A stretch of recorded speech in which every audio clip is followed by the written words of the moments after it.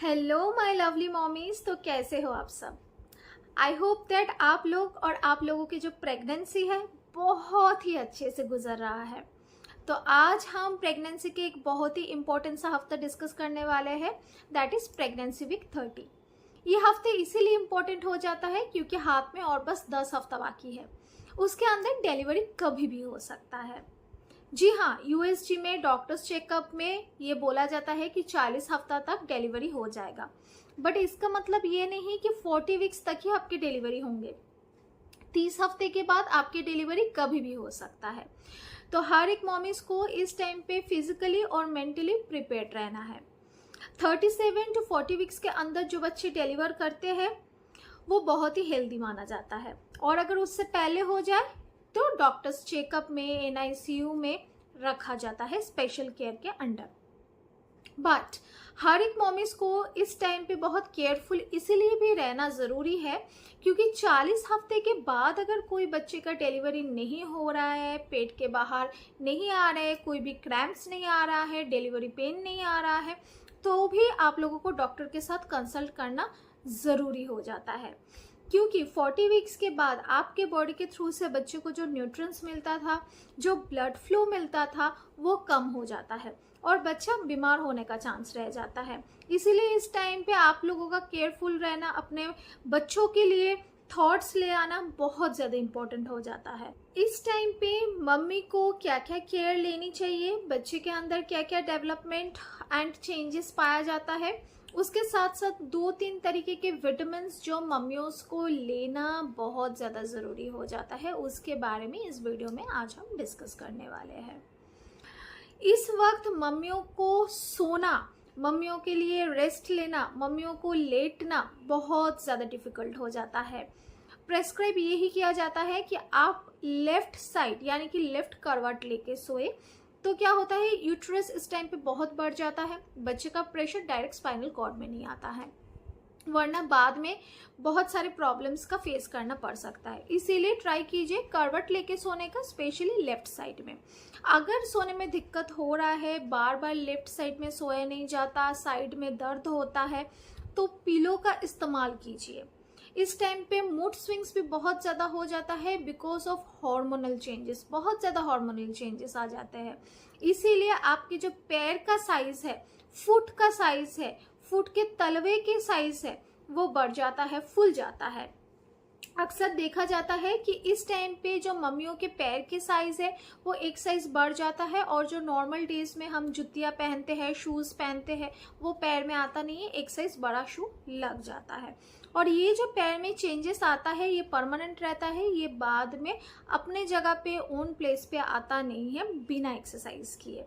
तो ये चेंज एक मम्मी के अंदर पाया जाता है during the time of pregnancy, और इसी 3rd ट्राइमेस्टर में बिल्कुल एंड के टाइम में ये दिक्कतें कहीं बार पाया जाता है। मम्मीज को इस टाइम पे एक और दिक्कतें फेस करना पड़ सकता है, वो है रैपिड हार्ट बीट। बहुत ज़्यादा हार्ट बीट बढ़ जाता है, 10 बीट्स पर मिनट इस टाइम पे इंक्रीज हो जाता है मम्मियों के हार्ट बीट, जो डिलीवरी के बाद फिर से नॉर्मल स्टेट में आ जाता है।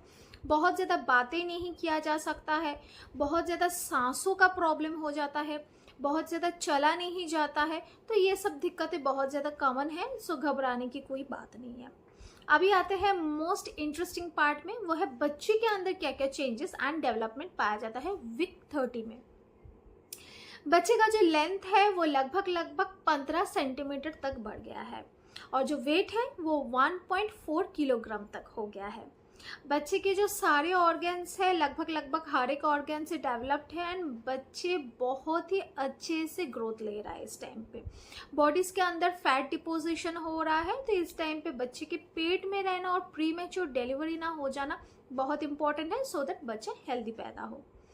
बच्चे की जो आईज है इस टाइम पे, आईज में जो डेवलपमेंट है वो काफ़ी हद तक हो गया है, और बच्चे का जो विजन है वो भी क्लियर हो गया। अगर 30 हफ्ते में कोई बेबी बर्थ लेते हैं तो वो लाइट को फॉलो कर सकते हैं।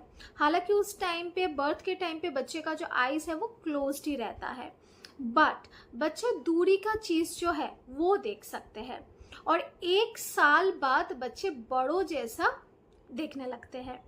ड्यूरिंग द बर्थ टाइम बच्चे का जो आई विजन होता है वो नॉर्मल इंसान से 20 गुना कम रहता है, जो धीरे धीरे नॉर्मल स्टेट में आता है ना। 1 साल बाद बच्चे अच्छे से बड़ों के जैसा दिखने लगते हैं। इस टाइम पे और एक चीज़ों का ध्यान रखना है मम्मीज़ को, वो है डिलीवरी के बारे में। आप लोगों को नॉर्मल डिलीवरी ऑप्ट करना है या सिजेरियन डिलीवरी ऑप्ट करना है, पेनलेस डिलीवरी ऑप्ट करना है कि एपिड्यूरल लेना है। तो इन सब चीज़ों के बारे में सोचना बहुत ज़्यादा इम्पॉर्टेंट है, क्योंकि इमरजेंसी कभी भी हो सकता है। प्रेगनेंसी वीक 30 में कुछ इम्पॉर्टेंट विटामिन जो मम्मियों को अपने डाइट के अंदर लेना बहुत ज़रूरी है। वैसे तो डॉक्टर्स ये सब बोल ही देते हैं जैसे जैसे आप प्रेगनेंसी में प्रोसीड करते हैं, बट अगर आप लोगों ने अभी तक कोई विटामिन इंट्रोड्यूस नहीं किया अपने डाइट में, अपने चार्ट में, तो ये हाई टाइम है, आप लोगों को करना पड़ेगा। सबसे इम्पॉर्टेंट विटामिन जो है वो है विटामिन ई। प्रेगनेंसी के दौरान कई बार ब्लड प्रेशर बहुत ज़्यादा बढ़ जाता है, उसके लिए सप्लीमेंट लेना बहुत ज़रूरी है। इसको मेडिकल टर्म में बोला जाता है प्रेगनेंसी इंड्यूस्ड हाइपरटेंशन। इससे काफ़ी सारी दिक्कतें हो सकता है, प्रीमेच्योर लेबर हो सकता है। अगर नेचुरल तरीके से आप लोगों को विटामिन ई लेना है तो पोल्ट्री प्रोडक्ट्स जो होता है, अंडा होते हैं, मीट होता है, ये सब ले सकते हैं। वेजिटेबल ऑयल्स में बहुत ज़्यादा परिमाण में विटामिन ई होता है। और अगर आप लोग वेजिटेरियन हैं तो पालक ले सकते हो, नट्स ले सकते हो। एक और विटामिन सबसे इम्पॉर्टेंट विटामिन सी आपकी इम्यूनिटी सिस्टम को बहुत ज़्यादा स्ट्रॉन्ग करता है और उसके साथ साथ बच्चे के जो इम्यूनिटी सिस्टम है उसको भी स्ट्रॉन्ग करते हैं, टिश्यू डैमेज को रोकते हैं। मौसम्बी में, ऑरेंजेस में, ग्रीन पीस में, ब्रोकोली में, टोमेटोज में बहुत परिमाण में विटामिन सी पाया जाता है, इवन इन पोटैटोज। तो अगर ये सब अभी तक आप लोगों ने अपने डाइट में इंक्लूड नहीं किया है तो इट्स द हाई टाइम कर लेनी चाहिए। Third most important vitamin is vitamin B1। ये बच्चे के ना तो ब्रेन डेवलपमेंट में हेल्प करते हैं, साथ के साथ बॉडी डेवलपमेंट में भी बहुत ज़्यादा हेल्प करता है। बच्चे का जो एनर्जी लेवल है बहुत हद तक बढ़ाते हैं। तो अगर अभी तक आप लोगों ने whole grains, legumes, nuts, berries ये सब इंक्लूड नहीं किया है तो this is the high time कर लेनी चाहिए। अभी हमारे वुड बी डैडीज के लिए छोटे छोटे 3 टिप्स।